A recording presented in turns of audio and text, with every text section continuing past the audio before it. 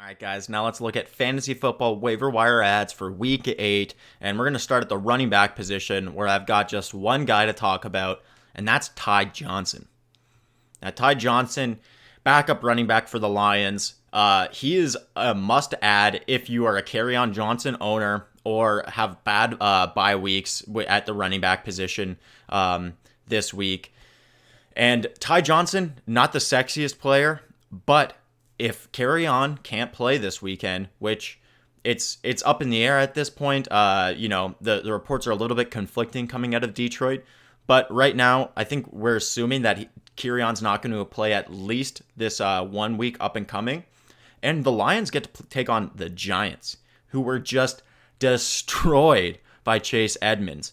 This is, an extremely easily winnable game for the Lions. So that makes for a really, really good, favorable game plan for whoever is the starting running back for the Lions. If Kerryon Johnson isn't good to go, Ty Johnson is going to be that guy. He's going to be in line for a lot of work, making him a really safe floor play.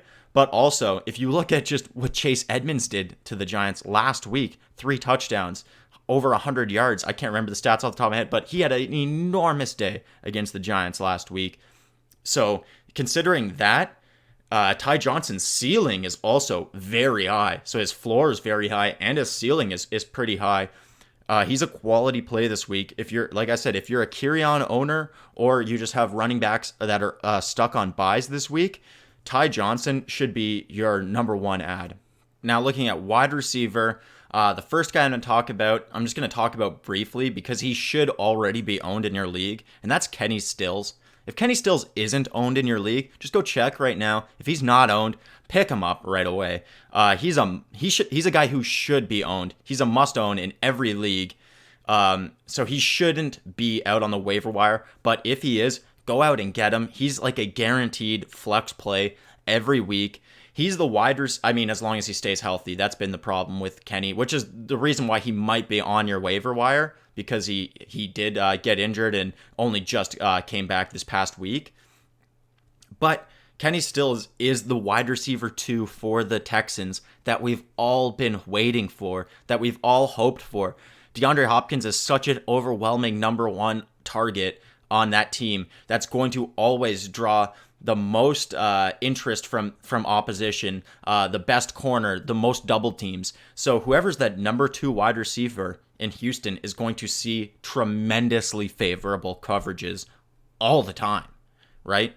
So we were hoping that, it would be Will Fuller, but we all knew Will Fuller's more of a deep threat guy, so we weren't exactly sure of that. He's more a boom or bust type of play. So then we were all hoping Kiki QT, would be that good, reliable wide receiver too to Hopkins, while Fuller is, the deep threat guy.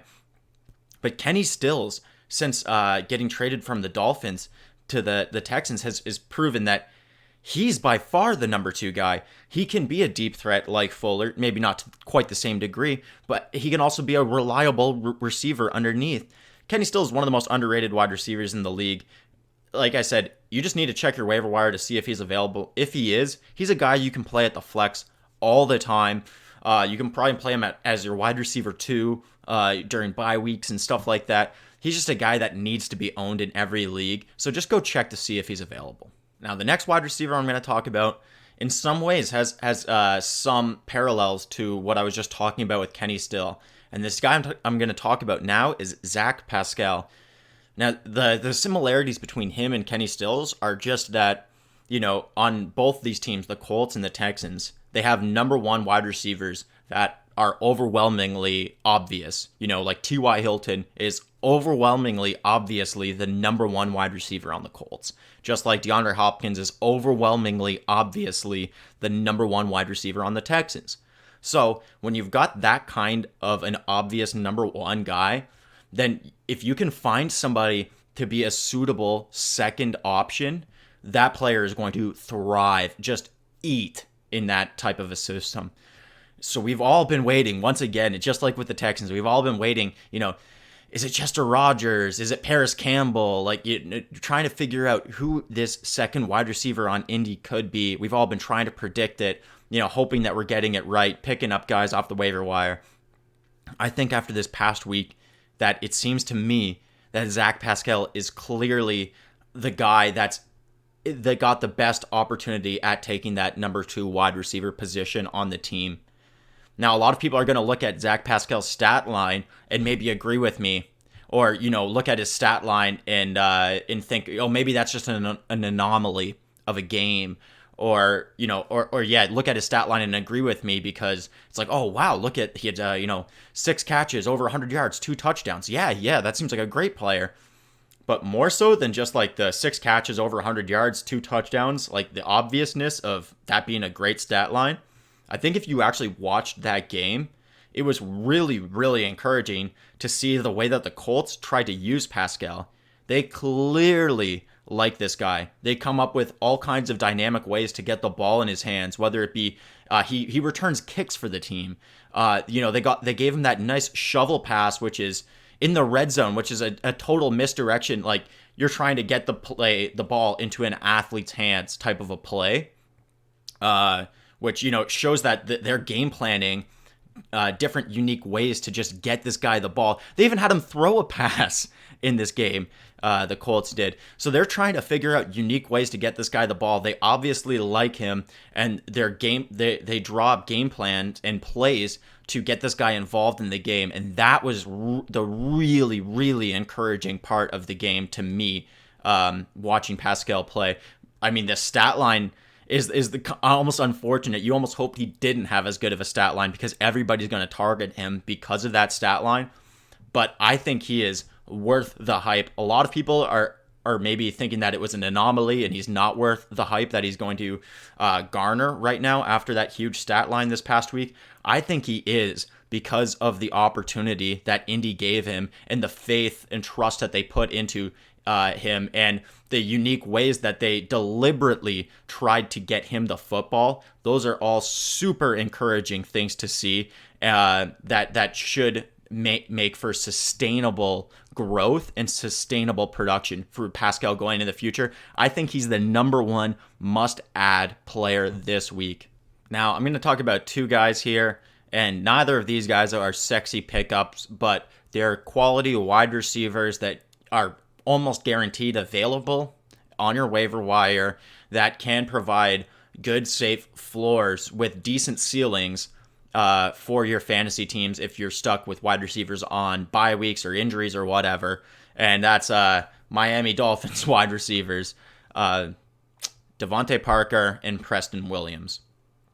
Now, these guys are only valuable, in my opinion, really as long as Fitzpatrick is the starting quarterback for the Dolphins, which we've announced going into next week that that Fitzpatrick is going to be the starter for the Dolphins.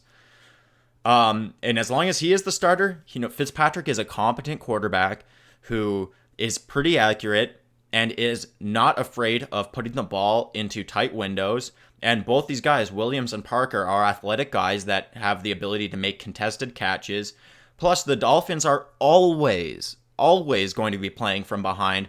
We're always going to have a positive game script in terms of passing the ball. In terms of throwing the football, we're always going to have a game script that's going to favor that. So we're going to have to throw the ball a ton to keep up. Fitzpatrick doesn't mind trying to fit it into tight windows. These guys can win contested catches. So both these guys are going to see targets. They're going to have receptions. They have safe floors. And then with the touchdown upsides, they have decent ceilings as well. Devontae Parker has touchdowns in 3 straight games. Preston Williams has 44 targets on the year. That ties him with guys like Calvin Ridley, Jarvis Landry, Brandon Cooks, Mike Williams.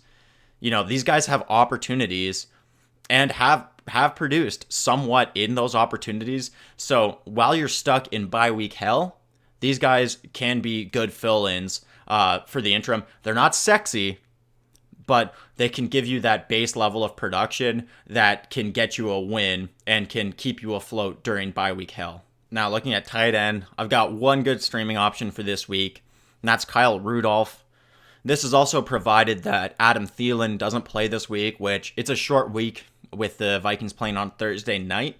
So I think it's likely that Thielen is going to be out, considering that he couldn't return to the game on Sunday, just yesterday.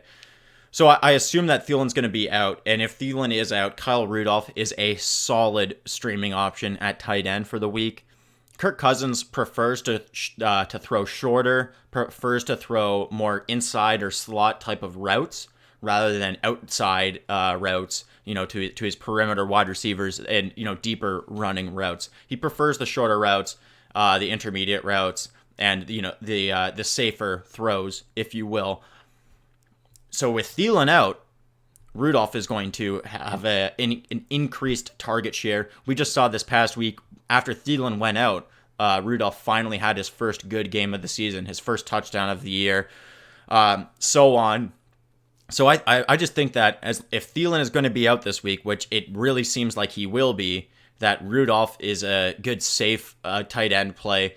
There's not very many good tight end plays out there on the waiver wire. Not very many good tight ends that are going to provide you a safe floor. I think Rudolph provides a safe floor of probably 50 yards, and he's got touchdown upside with Thielen out of the game. So make sure Thielen's out. And if Thielen is out and you need a tight end to stream this week, Rudolph's your guy.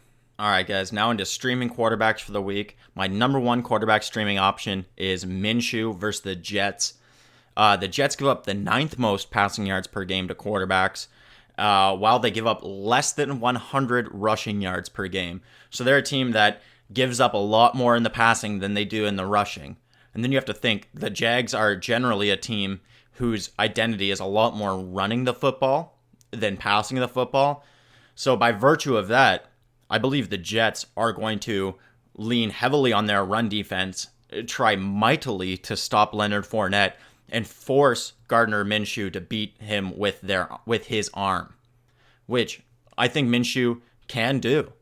Minshew is in the top 16, so upper half of quarterbacks in yards per game and in touchdowns, and he only has 2 interceptions this year.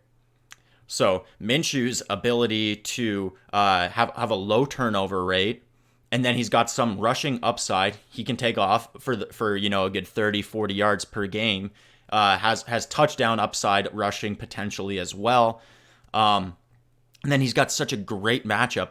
I think he's a QB1 this week. I think he's a low-end QB1, probably going to finish around the 10 to 12 spot. But, that's a great, great streaming option for the week. Now, my number 2 streaming option for quarterback this week is Ryan Tannehill.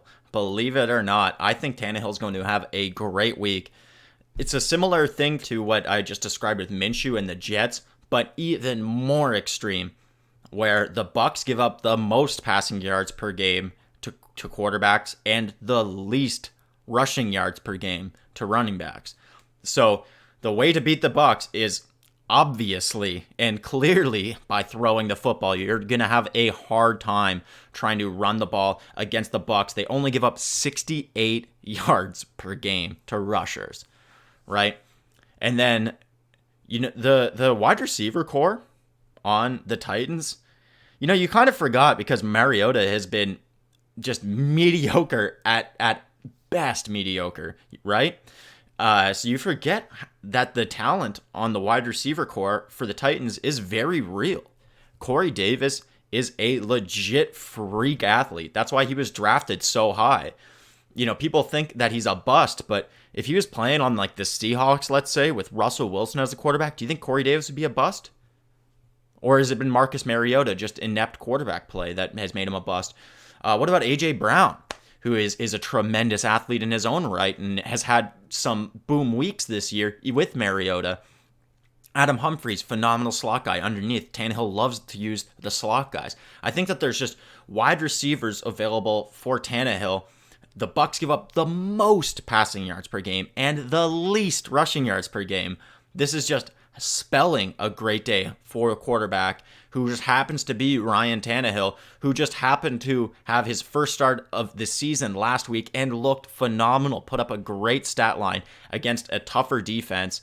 Not a lot tougher. The Chargers are kind of trash, but against a tougher matchup, he had a phenomenal week last week. So why couldn't he have a phenomenal week this week? I think that he could be a top 12 play, and Ryan Tannehill, 100% guaranteed, is available in your fantasy league on waivers. So if you have bad bye week or quarterback woes of some kind, Ryan Tannehill, guaranteed option out there. And I would guarantee he's a top 15 quarterback this week. And I would not be surprised if he's top 12, top 10, maybe. Now, my number one streaming defense for the week is Pittsburgh versus Miami. This is an obvious trend. You attack the Miami Dolphins in suicide pools. You attack the Miami Dolphins with your defense, special teams, and fantasy leagues. You attack the Miami Dolphins as much as you physically can because that's the easiest way to get guaranteed wins or points or whatever in whatever iteration of football that you're gambling on, right? Because Pittsburgh was on bye last week, they're only 34% owned, at least on ESPN.com, which is where I check that. They're 34% owned, so there's a high likelihood that you have them available on your waiver wire. They're going to be everybody's top choice for this week, so if you don't have a high waiver priority, you might not have the best chance at getting them, which is why I'm going to state now, you should be almost attacking Miami like a week in advance if you can. So right now, this week, the Jets tonight are playing the Patriots, so nobody owns the Jets. And then next week, Jets are on bye, I believe, or they're playing the Jaguars, actually. Never mind. They play the Jaguars next week. Yeah, that's right. So anyways, the Patriots, they play the Patriots tonight, the Jets do. And then next week, the Miami's playing Pittsburgh. And then the week after that, Miami plays the Jets. So, because the Jets are playing the Patriots, nobody owns the Jets. The Jets are 100% available, right? If you can go out and get the Jets now, like if you have an extra roster spot that you don't mind, just mind the Jets just sitting there next week while they play the Jaguars. You don't use them next week. You use a different defense. But then the week after, you're already ready for when the Jets play Miami. So just something to think about. You might want to start attacking Miami like 2 weeks in advance just to make sure you can get the defense. Because if you wait till next week to try to get the Jets, after they played the Jaguars, everybody's going to be trying to get the Jets. Just like everybody's going to be trying to get the Pittsburgh Steelers this week. So you might want to consider attacking Miami's defenses a week in advance if you could spare the roster spot, which I would understand if you can't. It's bye weeks and all that. But if you can, that might be a way for you to steal some defensive points, like guaranteed good defensive points every single week. So now my second and final DST to attack this week. It's a defense that's even less owned than the Steelers. You're going to have a much higher probability of being able to get them because everybody's going to want to get the Steelers. So you could prioritize this defense as your number one waiver priority, and you have a high probability of getting them. And that's the Colts defense taking on the Broncos this week. The Broncos have the 8th worst offense in the NFL, scoring-wise. And Indy, in their last 2 games, has put up 9 points against Kansas City, and then 8 points. This is fantasy football points I'm talking about. 9 points against Kansas City, and then 8 points against Houston. Both those teams are top 4 offenses in the NFL. They're both top 4 offenses. Denver is a bottom 8 offense. So Indy just put up great fantasy production against tremendous offenses. This week they have a very shitty offense. Let's just call a spade, a shit offense to go up against. And they're only 16% owned. So you have an extremely high probability of being able to get them, especially if you prioritize them as your top waiver priority. You're guaranteed going to be able to get the Colts. And right now, I mean, you look at that recent track record, and, Darius Leonard's back on the Colts. You look at that recent track record of their 2 most recent games against much more difficult offenses to play against, and they have really, really promising score lines. I mean, you have to assume that they're going to be able to do well against the Broncos. I think they are going to be able to do well. Once again, they're only 16% owned. So if you prioritize it, you're going to be able to get the Colts, and they'll definitely be a top 12, probably top 10, they could finish as high as top 5 defense of the week. I wouldn't expect them to be maybe a top 5 defense, but top 12 defense for sure. 16% owned. You have to attack that kind of production at that ownership rate.